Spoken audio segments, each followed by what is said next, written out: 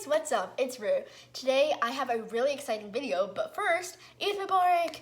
I hope you guys haven't had an awesome Eid. I know I had an awesome Eid, and yeah, so this video is super exciting because it is our first ever request, and here is the request. These DIYs are not just limited to nurseries, and I think you can put them in an older kid's room too. But before we get to DIYs, here are the shoutouts for this week. Now, I didn't put the shoutouts in the last two videos, but I really hope that after this, I will put shoutouts in each and every video. Elisa Loves Dolls also has a YouTube channel. I'll link it in the description. If you want a shout out in one of my videos, all you have to do is comment down a kangaroo emoji on any one of my videos or on the discussion page of my channel.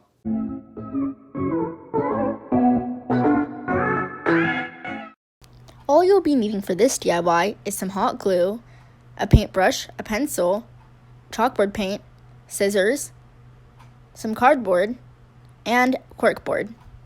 Start by drawing a cloud shape on your cardboard. You can use a straight edge for this, but that's totally optional. Now cut it out. Make sure if your cardboard is from a cardboard box to remove the extra packaging. This is what your cloud could look like.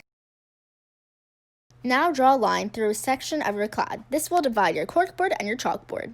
You can use a straight edge for this.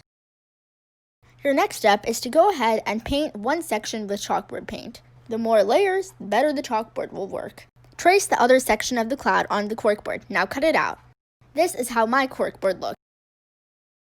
Place it on top of the other side of the cloud to make sure it fits perfectly. If not, don't worry too much about it. Now the final step is to just glue the corkboard onto the cardboard. And that's all it is to make your very own dual function chalkboard, corkboard, cloud. Hang up fun pictures or reminders or memories. Draw or write on the chalkboard.